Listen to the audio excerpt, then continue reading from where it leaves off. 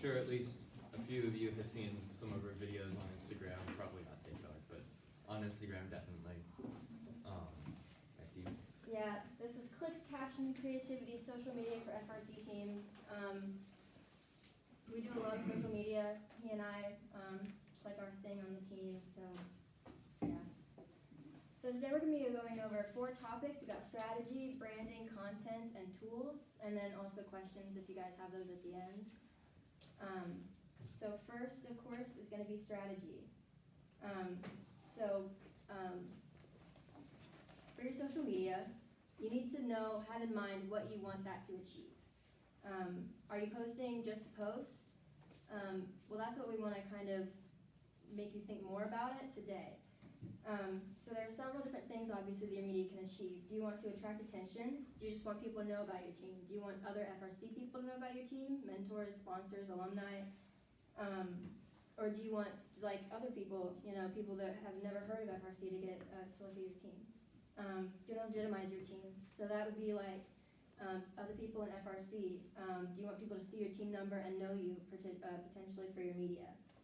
You want to go viral. It's fun to, get a lot of views.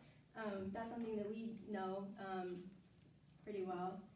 And then also sponsorships. You can leverage your media into money from sponsors. If you have more followers, more visibility, that can help.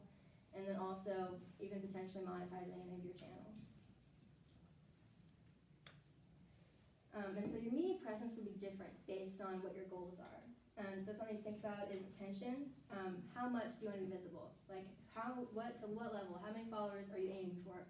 What kind of views are you aiming for? And then what do you want to get attention for? Do you want to get attention for your comedy, like trend videos? Or do you want to get attention for people thinking that your robots are really cool and you're just showing all your robots?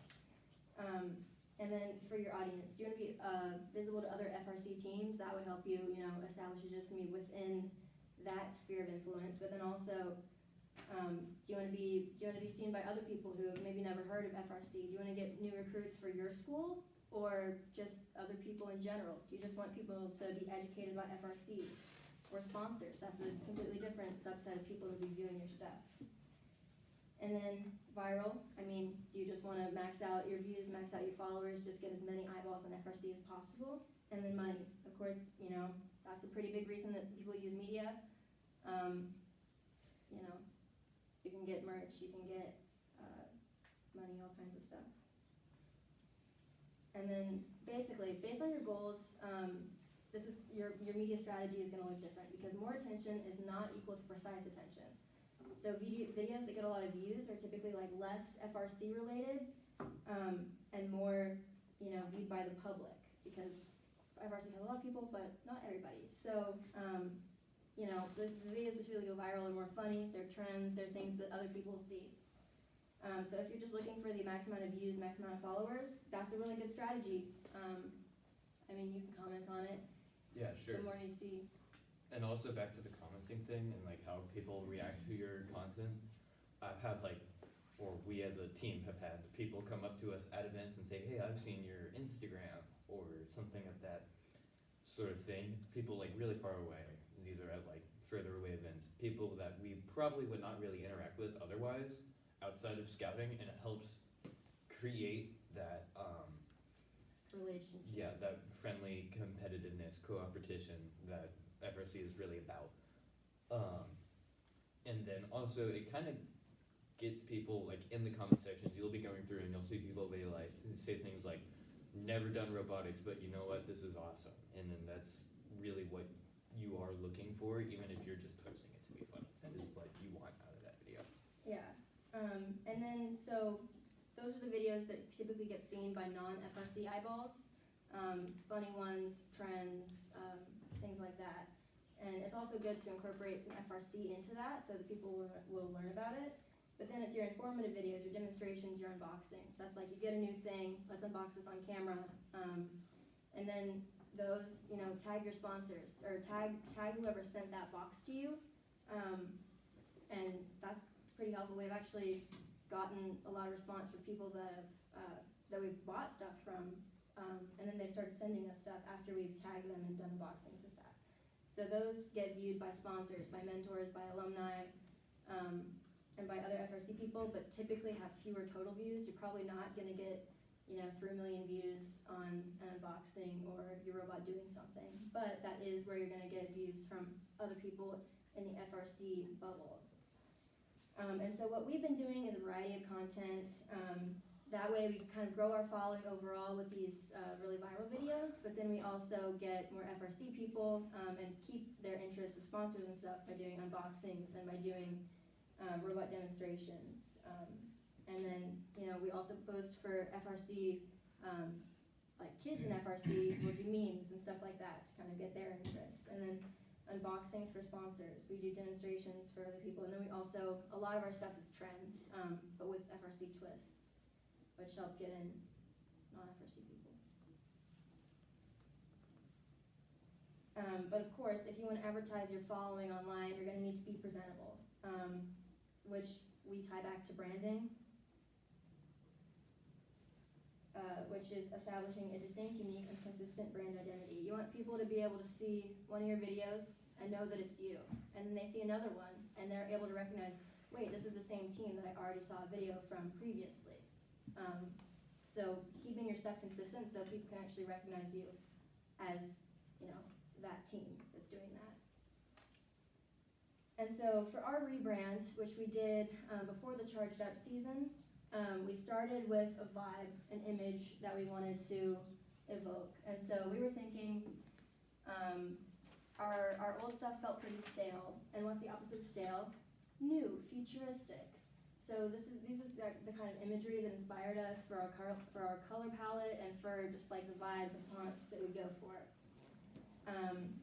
We like black and we like neon colors. This was also pre-Charged Up. We didn't know what the game was going to be for Charged Up, but we had the words Charged Up. So we were thinking neon. We were thinking this kind of stuff. And so this is what appealed to us. And then creating branding around that.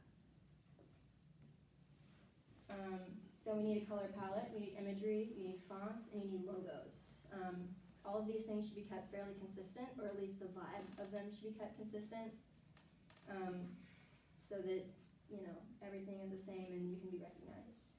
And then for color palette, start from a vibe that you want to evoke. For us, obviously we saw some of our inspiration images. We knew that we needed to include green. That's been our team color since we were established, and that's also our school color. But our school is more of like a darker green, and we thought that that was just less roboticsy. So we were going for neon green, black, and this is our color palette at the bottom. And then so color palette generators, I think we use one called coolers.com, and that you can start with some colors that you like, and it'll suggest colors that complement those. So that's where we kind of saw this fuchsia that kept popping up, and we just thought that was really cool, and it silhouettes against the green quite nicely. And so that is fun to play with, because we've got all these different shades of green, and then fuchsia, for little pops of color whenever we need that. And then, neutral colors, and these super vivid colors on top of that, because that goes back to that neon imagery that we were looking at previously. And then imagery. So this is all about finding motif that fits your team. Maybe you already have a mascot that you really like, and that can be something that is easily incorporated into your branding. Maybe you don't. We had a Spartan as ours, but we were looking for something that was maybe a little bit more gender neutral, because all our Spartan stuff is, male, and we were just thinking, first of all, it's not crazy roboticsy. Second of all, we're looking for something new. And so we were thinking gears. Previously, the Spartan helmet was like gears, and we just thought, something a little different. We hadn't seen circuits in too many other robotics teams. Obviously, we're not the only one, but we thought that was a little bit more unique, so that's what we went for. And then once you have that motif, fit it into your logos, fit it into your banners, fit it into the posters, everything you have that matches. Fit it into your color palette, make sure that that is compatible. And then fonts. So you need to pick a font that actually matches the vibe that you're going for. Our inspiration was kind of futuristic, so we used pretty much sans serif fonts because they fit that kind of vibe. And then a font that's really cool that works for some team is not always going to work for another team. A team with steampunk imagery like LNN is not going to work for our team's imagery probably. and then use that font selectively but consistently. So we use Lemon Milk as our primary brand font. That's on our bumpers, that's on our logo, those are the numbers like on the W. But it's also all caps, so we can't use it everywhere. And then so that's when you need secondary fonts. And you can't always keep your secondary fonts consistent. You can have them consistent in your logos, but you know, if you're making a Google Slides presentation versus a Canva presentation, you're not always going to have the same fonts available from platform to platform. So you need to make sure that when you're picking a secondary font, it matches your vibe, even though it's not necessarily going to be the exact same font. And so this one is not necessarily in our brand standard, but it fits the same vibe that we're going for. I'm saying vibe a lot, I know, but yeah, and then also choosing legible fonts. We're not trying to necessarily be like ADA compliant, but you want to make sure that your stuff is visible from a distance, especially if you're putting on something like bumpers. Hi. We're going over fonts right now. So this one I think is super cool. It fits like the futuristic vibe, but this is not legible from a distance. You know, we want it to be easy to read if you just catch a glimpse. So that's something else I have to take into consideration. And then logos. This is kind of rolling all this stuff together. In your logo, you want your color palette, you want your imagery, and you need your fonts. If your logo has lettering or numbers in it. And then so for your fonts, you want to keep that same central image. So for us, that's this W with the 1466 as like the one side of the W. No matter what size or what orientation of like font that we're going for or of imagery, we keep that same central W. So this is our large font, this is our large logo, and it's got circles going off to the side. Whenever we need something long and horizontal, this is what we use. This is our banner.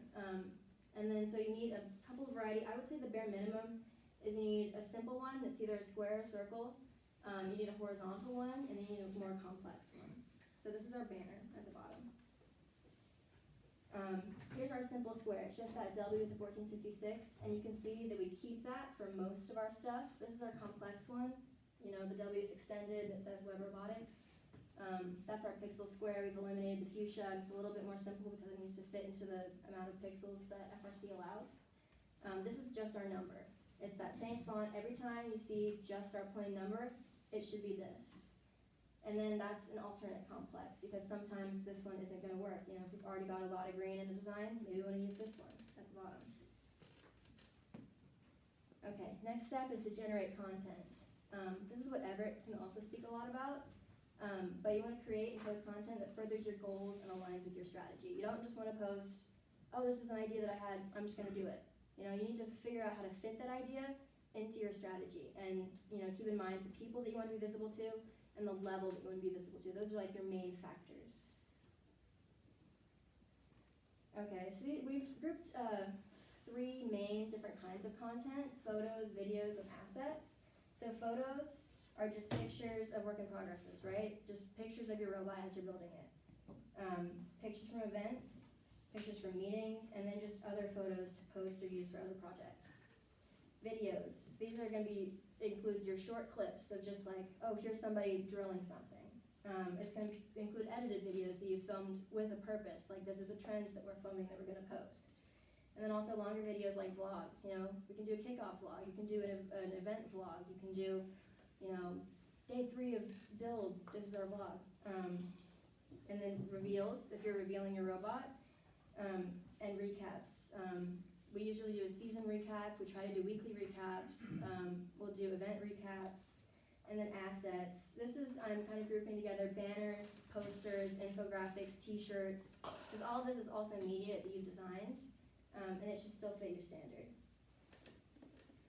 And then photos. The main thing is you need to take pictures of everything, even if it's not something that's crazy visually interesting in the moment, just having that like historical representation of what was happening on that day and what time, because you never know what you may end up needing pictures for. Like usually at the end of the year we do little slides for every graduated senior, and some years we'll realize, wait, this person was in the lab all the time, but we have like basically no pictures of them because we were only taking like intentional pictures and we weren't just taking pictures of the goings on at the lab.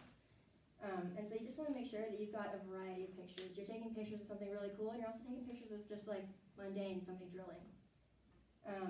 And at events, you want to photograph a variety of sub-teams and subjects, again, to make sure that you're getting pictures of everybody. So pictures of scouting, it sounds boring, but it's actually pretty cool for somebody who doesn't know anything about FRC. You see a picture of somebody, they're watching a match and they're deeply engaged in their laptop. That, sparks your interest. What are they doing? What's that about? And make sure you're getting pictures of matches, pictures of pits, pictures of drive team, pit crew, and awards.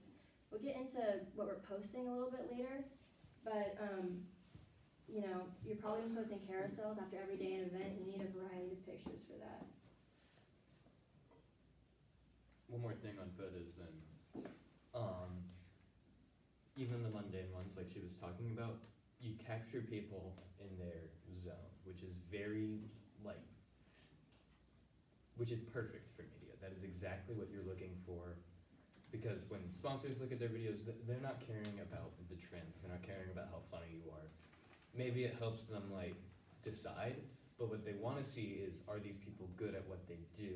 And if they can see pictures of people doing what they're good at, Charlie, in front of everybody else, talking during our convening sessions, or Alex in the middle of catting, or Seth in the middle of a match locked in on the robots. It's very cool.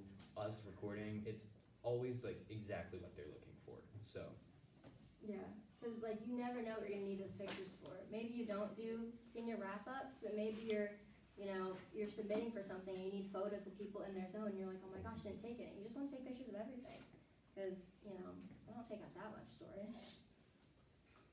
And then videos. So you want to, for us, what we usually do for trendy reels and stuff is we save videos of any trends that can be roboticsified. So that would be my personal account. I'm scrolling on Instagram in the evening and I come across something and I'm like, I think I can turn that into robotics. I save it on Instagram usually.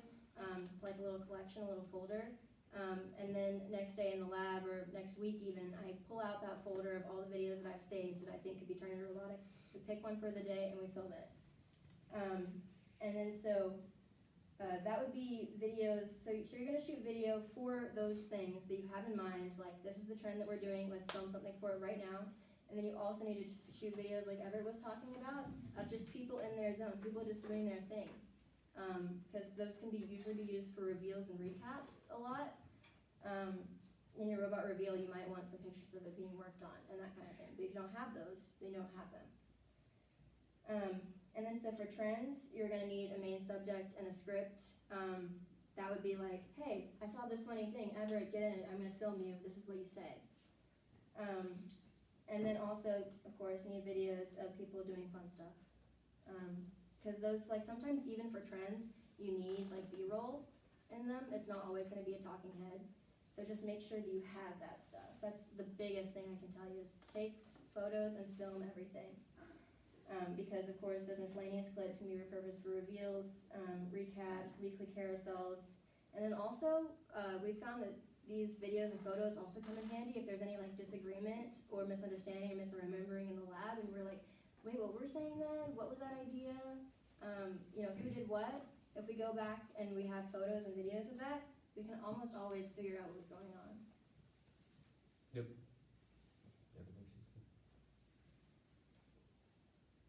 And then assets. So these are going to be, again, your t-shirts, banners, infographics. If it's like a poster that you have in your pit, that you want to show to judges, so this is how much volunteering we've done, this is how much whatever we've done.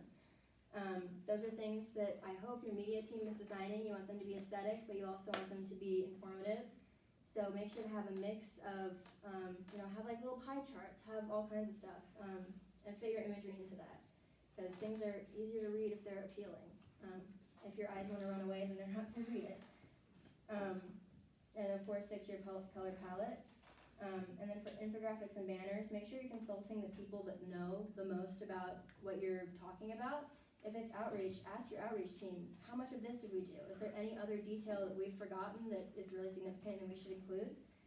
And these we usually make in Canva, and t-shirts and stuff especially make in Canva. I talk about that a little bit later, but it has some really useful tools.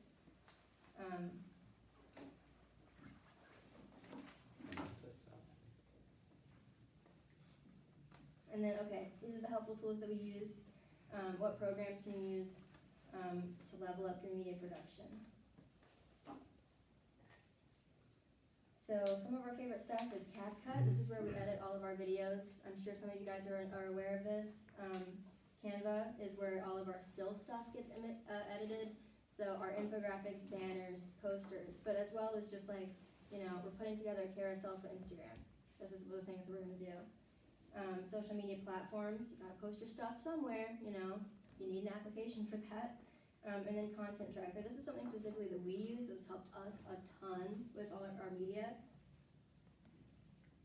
And so for CapCut, we use it to edit videos for YouTube, Instagram, TikTok, and Facebook. These are the main platforms where you post as well. So anything that has a video is going through CapCut.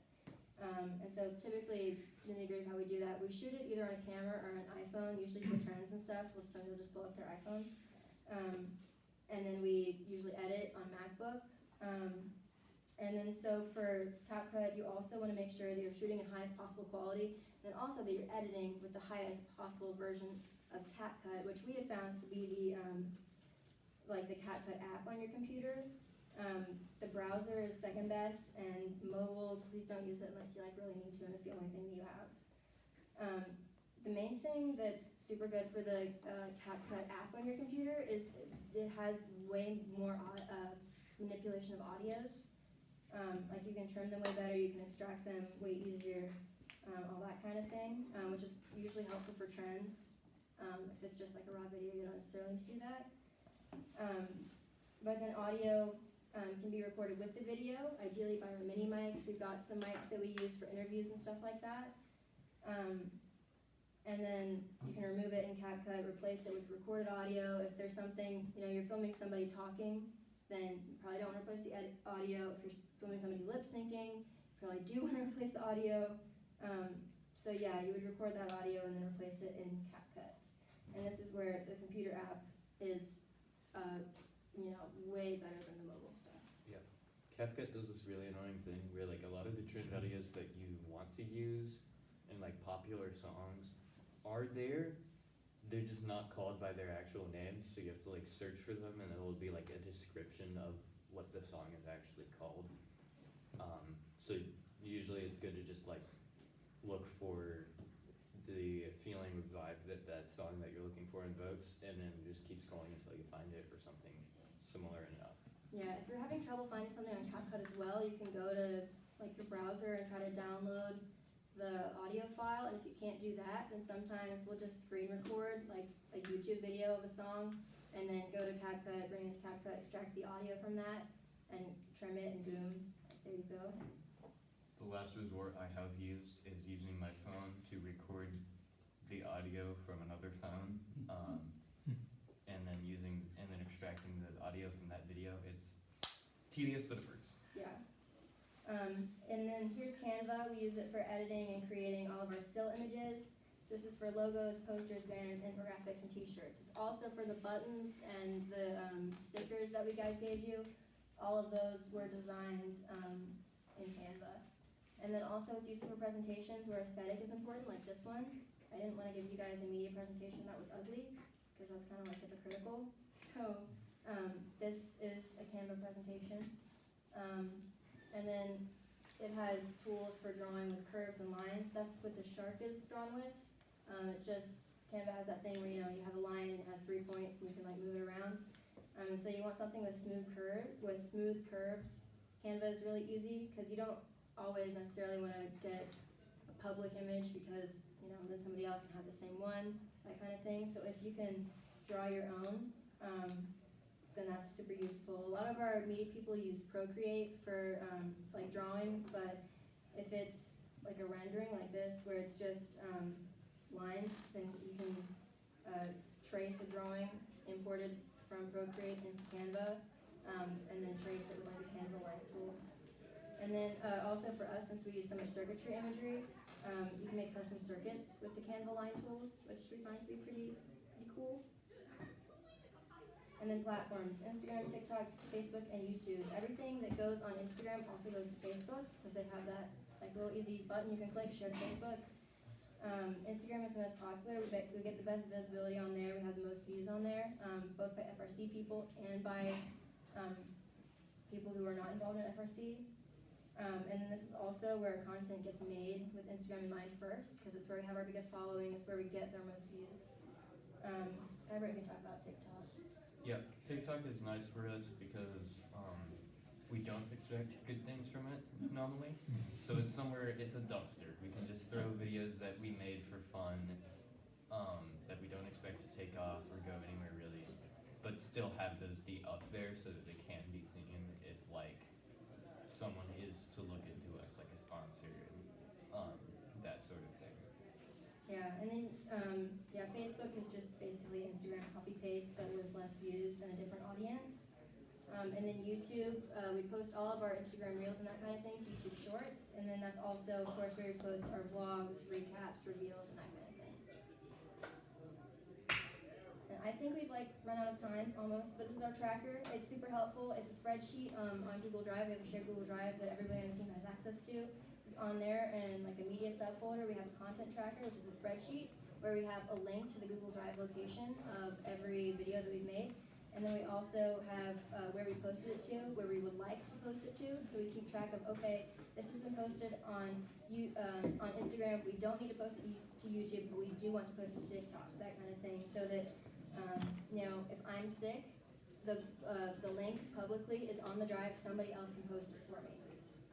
That kind of thing. And then it's also where we keep a running list of content ideas, especially if there's not an analog that we've saved to a collection on Instagram, but that is just an idea of our head. So we don't forget it, write that on the content tracker as well. And then, they can post for anything. Any questions? I don't know.